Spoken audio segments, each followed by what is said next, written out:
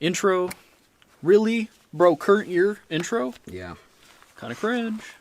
Right now you are looking at two different plate carrier setups with two different comm setups. Both of these are using Baofeng radios, but the one on the left is using a legit headset and a nice push-to-talk wiring system, and the one on the right is using basically the cheapest Chinese grade components that you can get off of Amazon right now. So we're going to break them down for you. I have a UV5R hooked up to ComTac 3's single comm with a Disco 32 U94. That's being held in with a Ferro push-to-talk retainer. And mine is also hooked up to a relocation cable, so I can run an antenna behind my flat pack. You see this just ran through the molly kind of loosely. You don't want it super tight.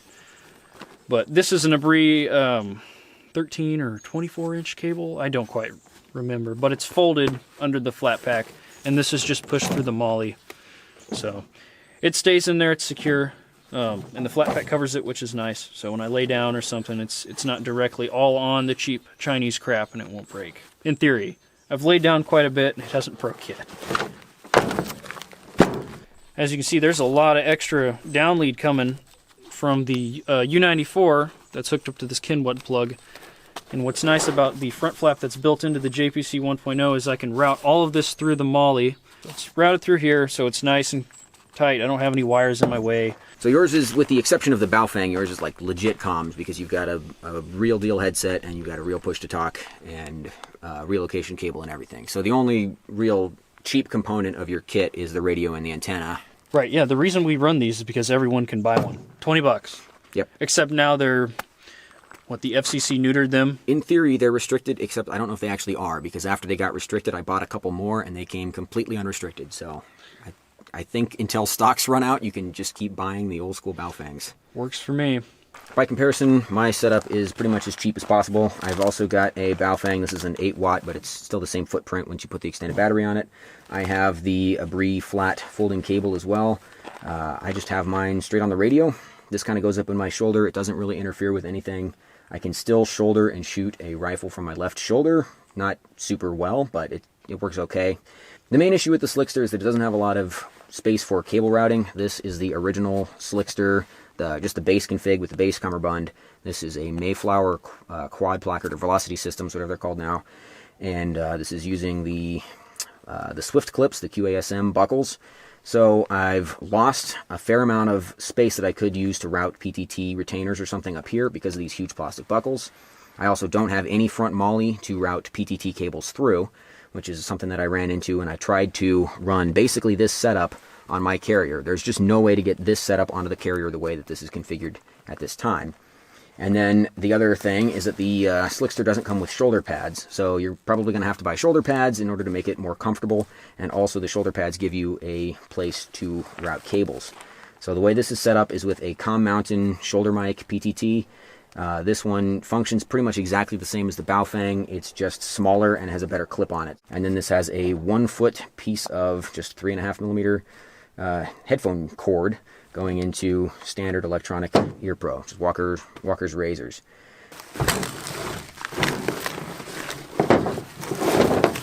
So you can see that the cable routing gets pretty ad hoc and stupid once you get to the back of the carrier. This is a Velcro cable retaining thing. This is something that Ferro sells. These are actually meant to wrap around the shoulder straps if you're not using the shoulder pads. I'm just using this to try to keep some of this PTT cable out of the way. So this is not a good setup, and it's not going to stay like this once I set this carrier up differently.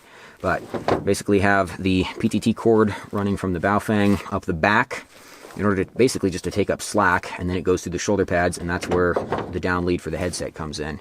And yeah, when you are using the Baofeng, it's a pretty good fit in the standard cummerbund pouch, but it's tight enough that you will definitely have to remove the push-to-talk button, just pry it off with a knife, and also the little plastic guard that flaps out of the way so you can plug in the PTT cable. You just yank that thing right off. So basically the reason that I don't recommend the Ferro Slickster to anybody is because if you want to continue to improve it and add stuff like comms, or you want to add a flat pack down the road, you're really limited with what you can do. I'm going to replace the Mayflower placard with this. This is the Ferro Adapt K-Tar, which is just a 3-mag shingle, and this does have molly on the front, which will allow me to route my PTT cable similar to the way it is on this rig. I'm going to, when I do that, I'm going to lose all of the medical stuff that I have up front. I'm also going to lose one mag, go from 4 down to 3. So I'm going to be losing some capability in order to try to gain a better radio setup.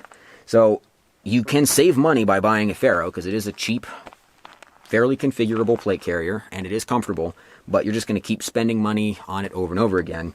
And I am now to the point where I'm spending money on this to try to get it almost as good as a JPC-1.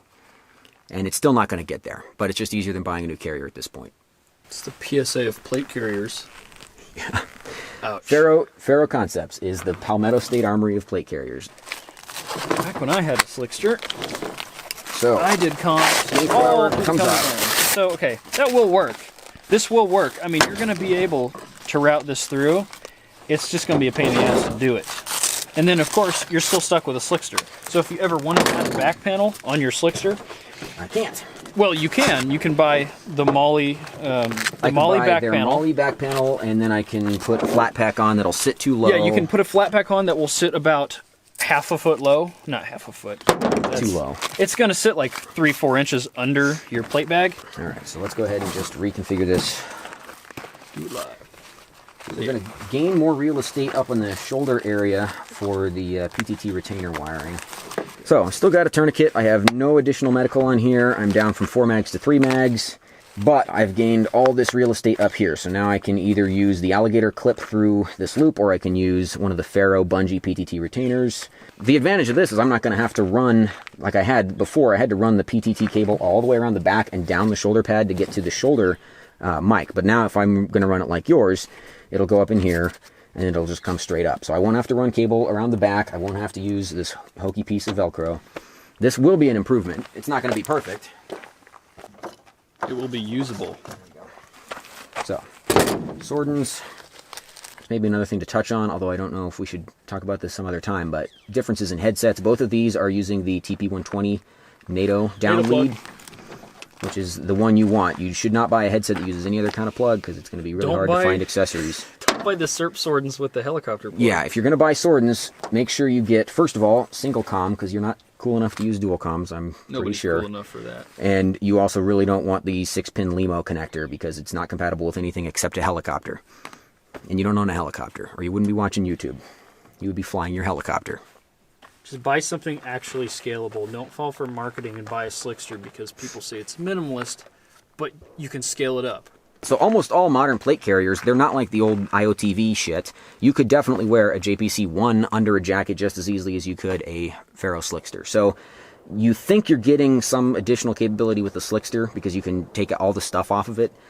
That doesn't actually mean anything. You could just not put your magazines in the front shingle, and then it's just as flat, it's just as small, it's just as concealable.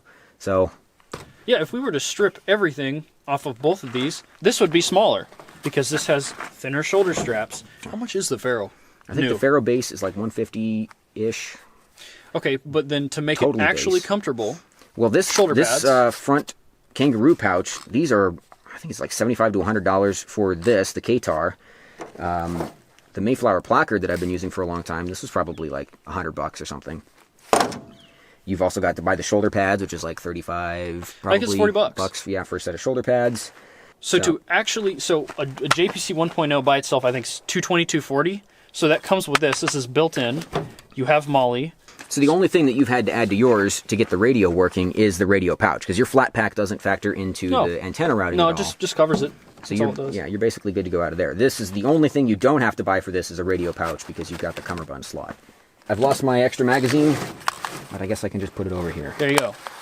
Wow, dude, Slickster just beat Crye. This is such a great plate carrier. Just buy a JPC. Buy the BCM plate carrier, not the Palmetto State plate carrier. Just as good, bro. I promise. Hashtag just as expensive also. Think long term. See you next time. Goodbye. Goodbye.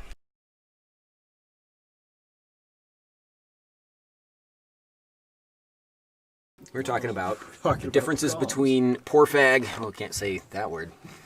It'll be a pain in the taint, but it's going to do it. Don't say that. Taint? Any of that. What's wrong with the word taint? Rescue cutter. Excuse you? Benchmade, so I can cut your pants off later. Not that I would. Gauze, for when I shoot him, when he tries to molest me.